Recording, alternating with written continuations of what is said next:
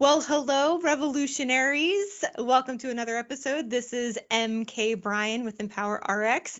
And today our guest is Eliseo, and I'll turn it over to him. Eliseo, tell us what makes you a revolutionary. Hi, MK. Thank you for having me.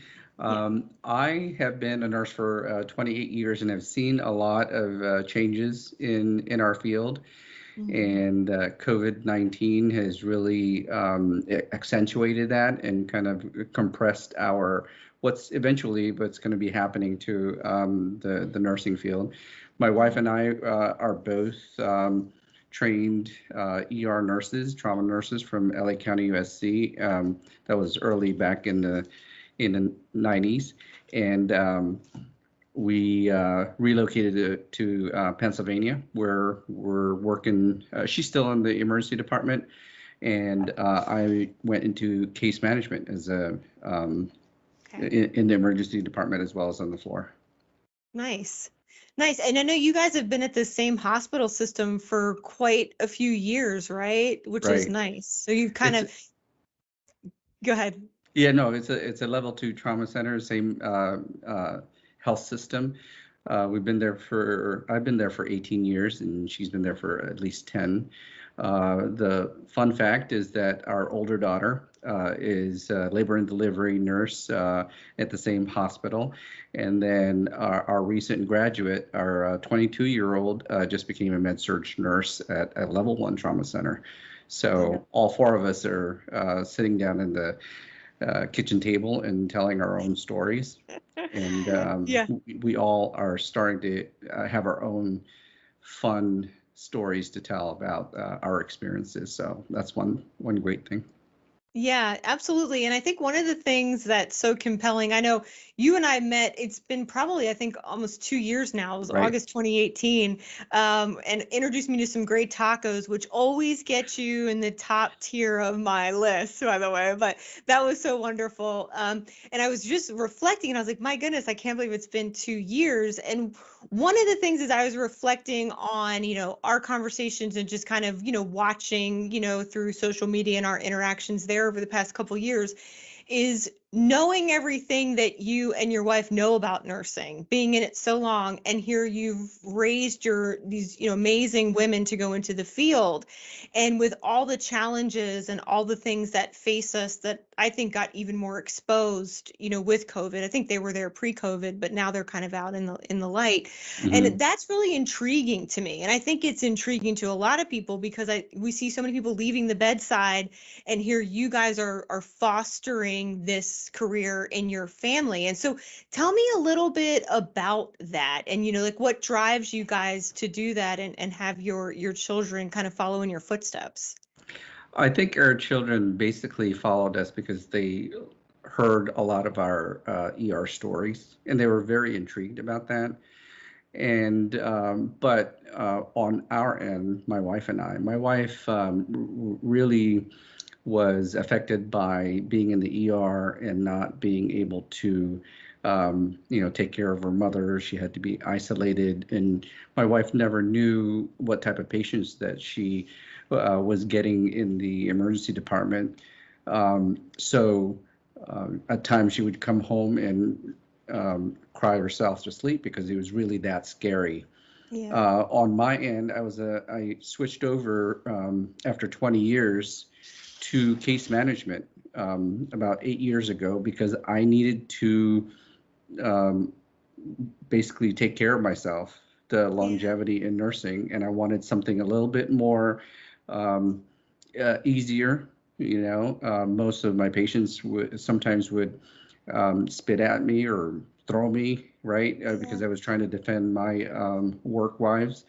Um, and so I said 8 years ago, I said, I need to really change Yeah. and not necessarily be direct care. My wife continued, obviously, right?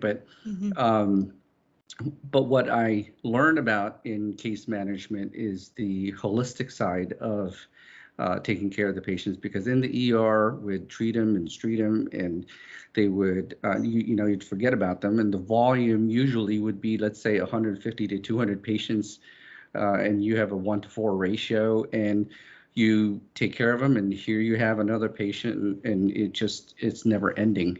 You do your 12-hour shifts and stuff.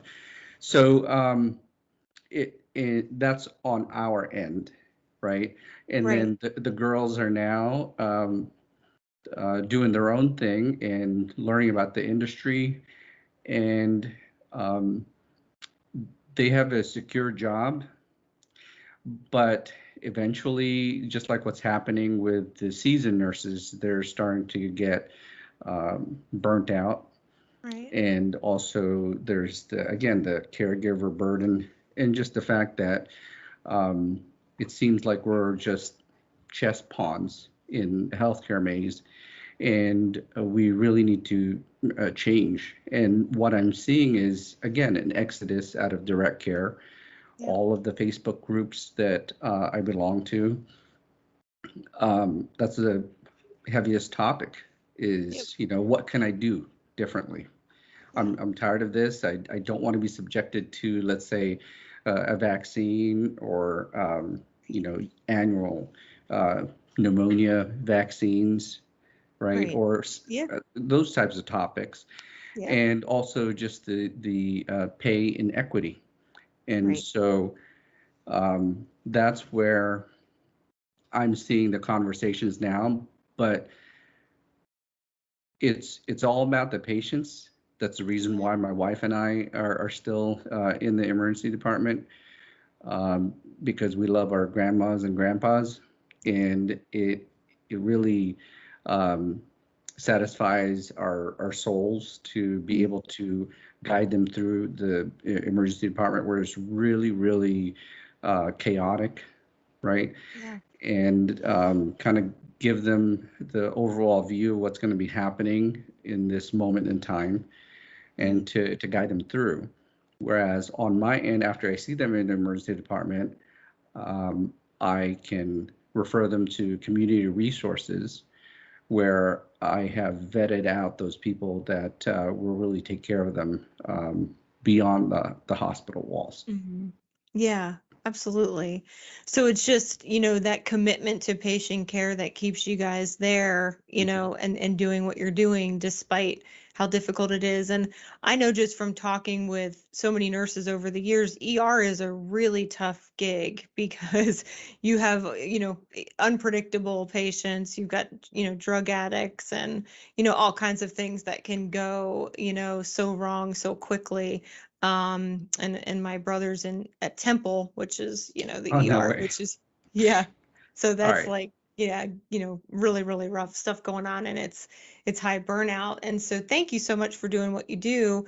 And I know you touched on for your daughters, that job security. Obviously, we've had a nursing shortage Mhm. well before COVID. Again, these things that got exacerbated through the last year, bringing them to light. And so I think that's a really good point, is there's this job security, but what is the toll of that? And I think, with what you do with case management and transitioning to that, to look at the holistic side and to be able to, have people get care afterwards while also taking care of yourself, Mhm. that's a great transition. And I know that what we do with, empowering clinicians to be able to earn more money, have some autonomy. But the other piece of what our mission is from a facility side, to talk about concepts like proactive staffing for Mhm. relief, Right. and things like that are like, what are you talking about? All we do is react, right? That's all anybody does is react. And so I think that, that's one of the things that we're trying to do, to give those relief to the, especially obviously the nurses that are going to experience this in the future. We're hoping in 5 years, our model is the model of what's happening. And so a lot of kudos to that. Tell me a little bit more about what you saw through your eyes as a case manager through the COVID crisis, and how it affected your facility with staffing and other issues that maybe might not, other folks in other roles might not have seen. Well, on my end, I never stopped working. Uh, One of my roles is just to make sure that there's a safe discharge, Mm. and I couldn't find any facilities that would accept them because they didn't have the PPE or they didn't have the staff. We ended up having just a handful of facilities that were able to take care of patients with oxygen. Some of them were really high flow oxygen, had a prolonged stay at the hospital, sometimes 30 days at times. There's some that didn't fit the criteria for LTACs or short-term rehabs, so they stayed at the hospital, or if they got really tired of staying in the hospital, the family would decide to just take over their care, but they also had to deal with PPEs, and they couldn't find that.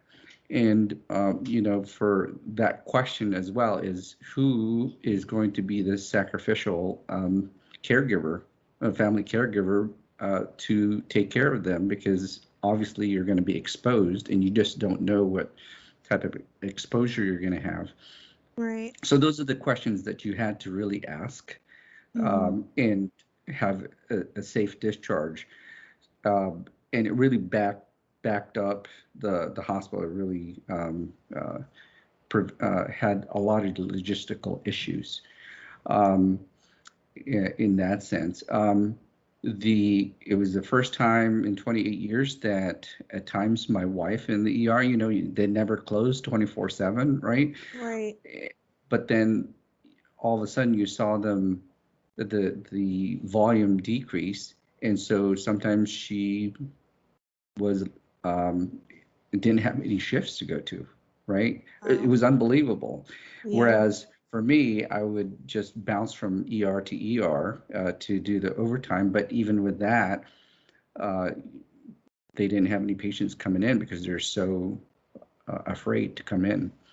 Right. So in that sense, it was the logistical issues that I had to deal with, the holistic planning for what's next out in the community and who would be able to handle that volume, and also the sickness.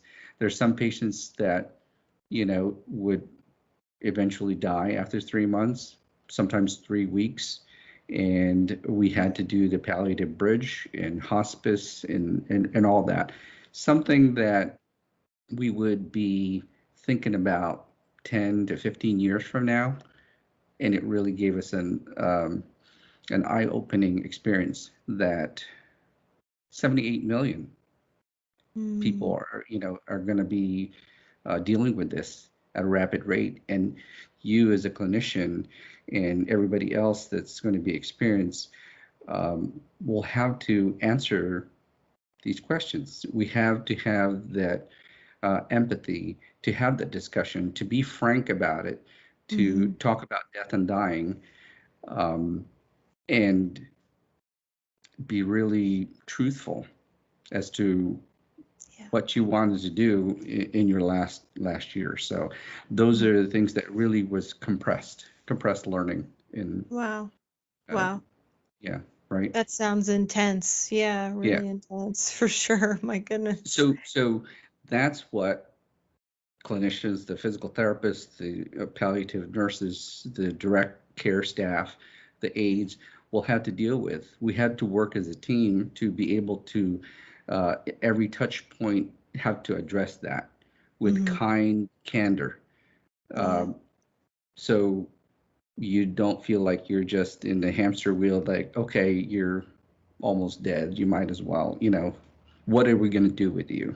Right? And who's going to take care of you? And how are we going to be able to afford that?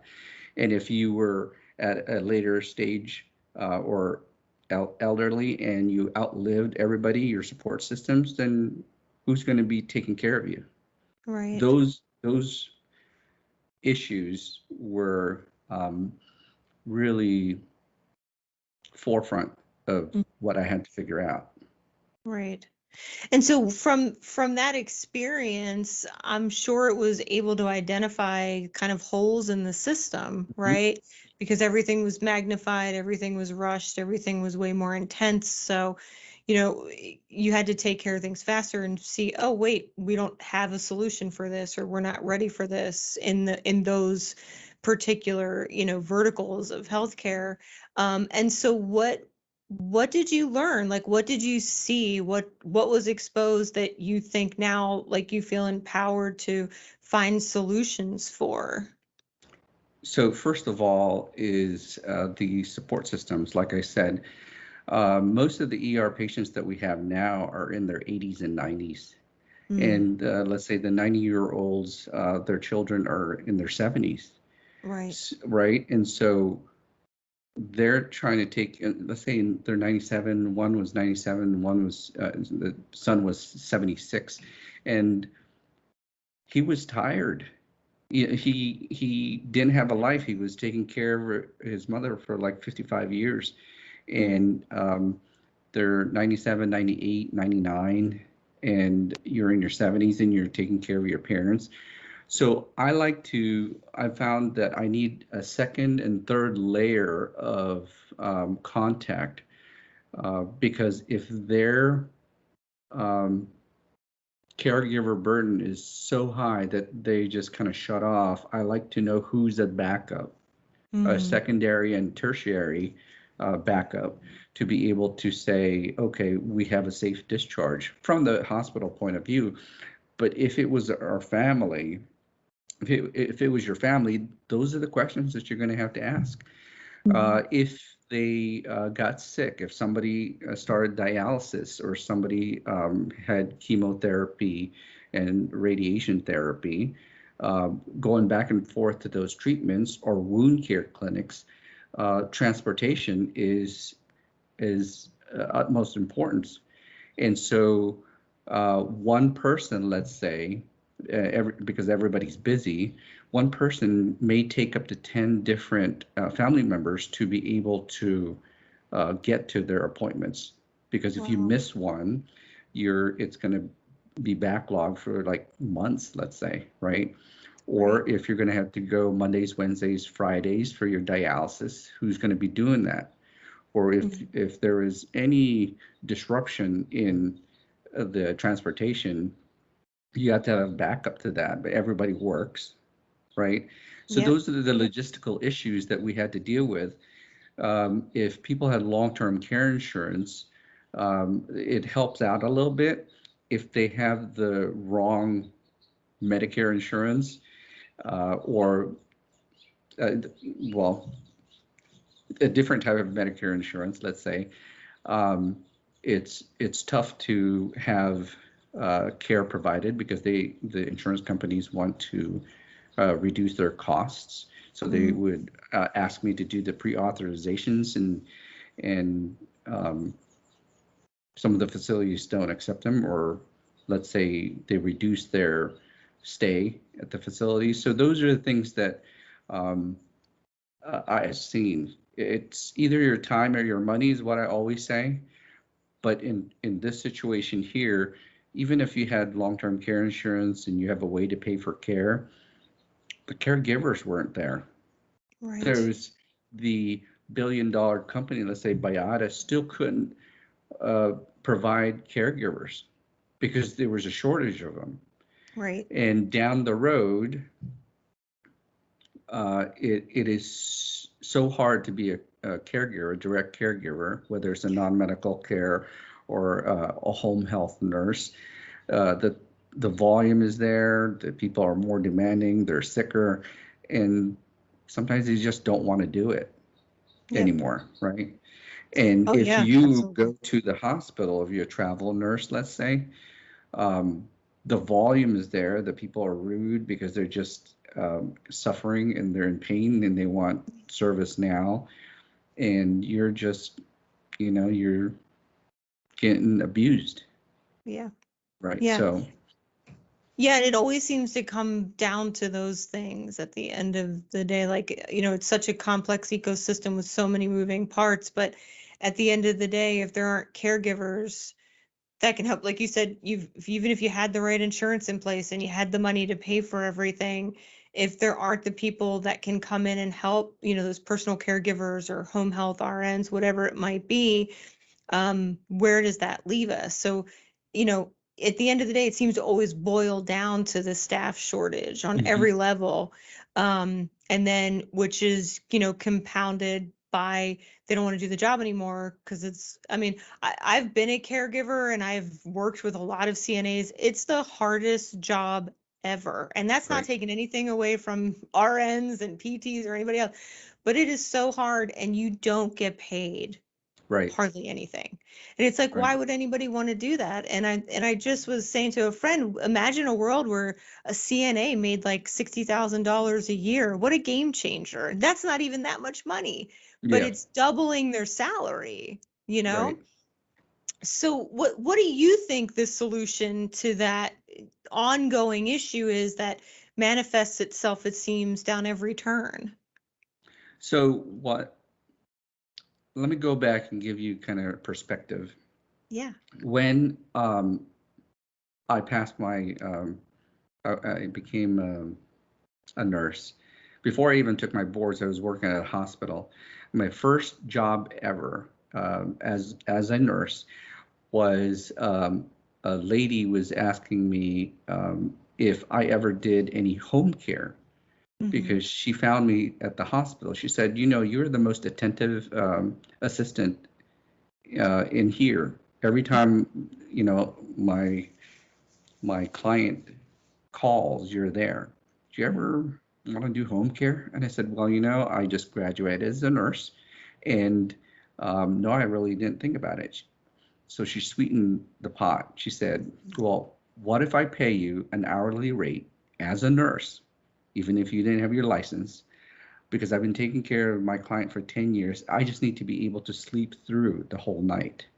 Mm-hmm. So there I am. I was night shift for for her client, Mrs. B, who ended up living at the beach. It's a beach house, Mm-hmm. and she wanted to stay at home and be cared for at home. Eventually, she passed away. But to be able to get that type of care down the road in the future, you're going to have to sweeten the deal with all the CNAs or the home health aides. Mm-hmm. I've seen some come through that have been employed for 9 years for the family, right? Because they treat them well, they pay them well. They're not part of some big box type of Right. home care company. Mm-hmm. And that's what's going to happen. I don't care if you have long-term care insurance or other ways.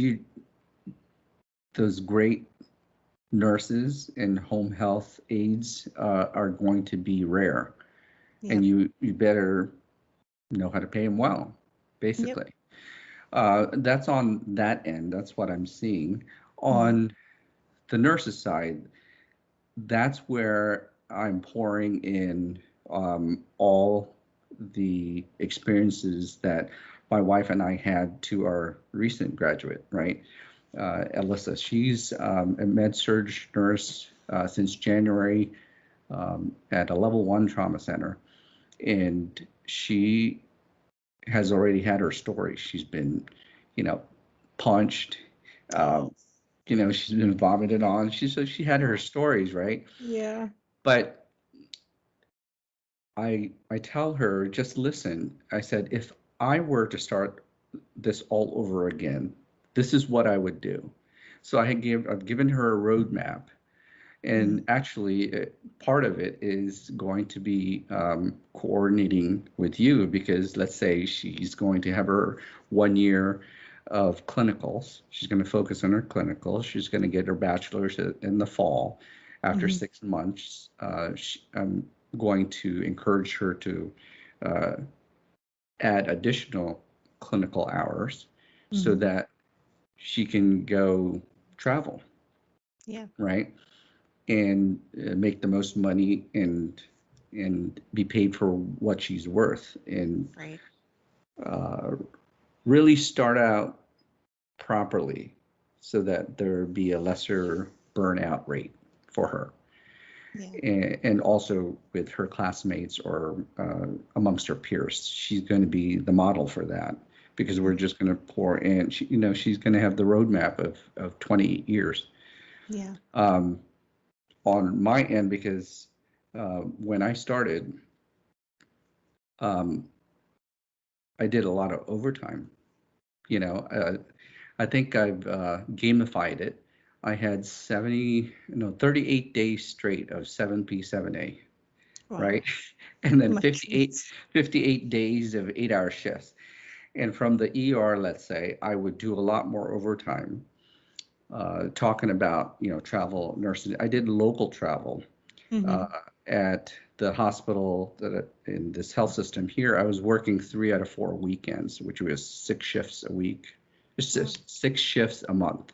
And all the other times during the week, I would work for a local agency with 2 hospitals, and I just toggled. I just went all, they thought I was staffed because I worked so much, right? So that's where I learned about being an independent contractor, net 90, all those other things, right? LLCs. And so she's going to learn all that step by step, right? Kind of like what you guys are teaching, cutting out the middleman, right? Yeah, And so, absolutely. Minimizing taxes, which I know you're super versed on, and have them know as well, because the less taxes you pay, the more money in your pocket. Super important for people to understand. And that's the picture that you saw. I think I posted it on Facebook. I had 3 pictures, imagine if you will, 3 pictures of Alyssa when she was 3, 17, and now 22. At 3 years old, she had the book open, How to Pay Zero Taxes. And then we did the same thing at 17, and now at 22, 0 taxes.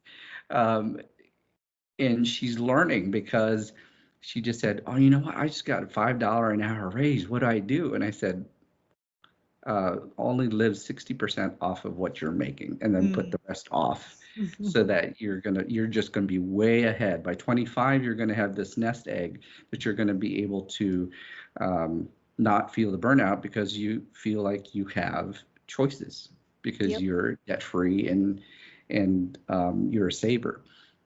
So hopefully she'll be disciplined to follow through, and I think she's been doing it for quite a while, so I think she's going to do well. So nice. Yeah, and that's great to get folks traveling. I love, and traveling locally. I know that's a big thing that we talk about with folks that we work with, because once you get set up properly, with your LLC and set up as a staffing agency, you're no longer subject to a lot of these rules and regulations that some of these agencies arbitrarily talk about. And so it's just about, educating yourself so that you can set yourself up to really be able to work in the best way possible, to have longevity in the field, which is what, so often. And I love that you're teaching, your family that, and by proxy, people on social media, and obviously this podcast. But so often when we hear nurses that are talking about business, they're always advocating people get out of bedside. And, what we're doing is advocating you go into business, but stay bedside, because I'd like to live in a world where there's great nurses, that are there to care for me. And so I think it's wonderful that you're doing that as well. So thank you so much for being with us. And thank you so much for what you do. You and your family, amazing caregivers out there in the community, not too far from me either, right here in Pennsylvania. So I super appreciate all you guys do. And I'll just say, any final words that you want to leave the audience with, Eliseo? So, I'll have my contact information with you. Connect with me on LinkedIn. Just, write my first and last name, and you'll connect with me. The other thing that I want to also let your listeners know is that those experienced nurses, now I know I talked about my daughter, but now my wife and I are going to be empty nesters. So I'm working on what's next for the both of us. And I have a solution, which is being a Medicare Nurse Navigator. And so I have resources for that. we'll talk about it maybe at a later time, but there is a way to transition out of bedside and still be profitable, as well as help a lot of people in your community. So watch out for that. Yeah, absolutely. I would definitely love to do a full episode on that, and we'll make sure that everybody has your contact information and your website. You have a great website all about, the nursing aspect of your family as well. So we'll make sure everybody has that. Thank you so much again, Eliseo. Thank you, FK.